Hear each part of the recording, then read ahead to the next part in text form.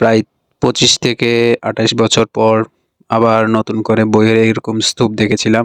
তা আমরা প্রায় 25 থেকে 28 বছর আগে আমরা যখন এরকম শিশু 1, 2, 3 তে পড়তাম তখন এরকম স্তূপ দেখেছি।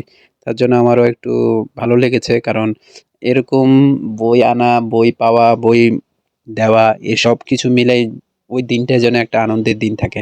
তাই আজকে আমরা একটু লেট করে গিয়েছি, গিয়ে দেখি যে সবাই বই পেয়ে গেছে, অনেকে আছে ফটো সাংবাদিকরা আসছে, ছবি তুলছে।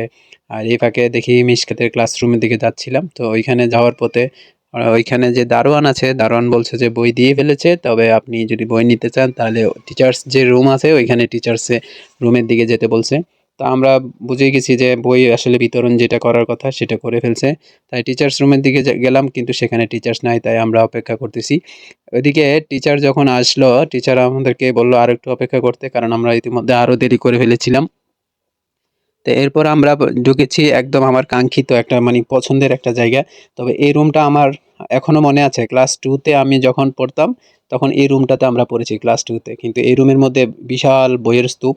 তবে 1, 2, 3 এদের বই আছে। তো মিশকাত বই পেয়ে গেছে। আর এবারে মিশকাত কেন জানি একটু চুপচাপ আছে বই পাওয়ার পরও।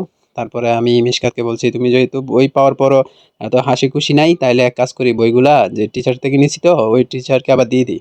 তখন ওর মুখে একটু হাসি দেখা গেল যে না, বইগুলা দিবে না, ও বইগুলা রাখবে।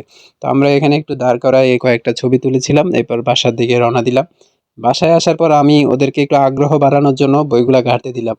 তো সবার আগে সাফিন ইংলিশ বইটা নিল, কারণ ওইটার কভারে কিছু ছবি আছে। আর মিশকাত নিয়েছে গণিত বইটা, কারণ ওর গণিত ভালো লাগে, তাই গণিত বইটা ঘাটাঘাটি করে দেখছে। তো আজকে ভিডিওটা এখানে শেষ করলাম, দেখা হবে নতুন কোনো ভিডিওতে। আল্লাহ হাফেজ।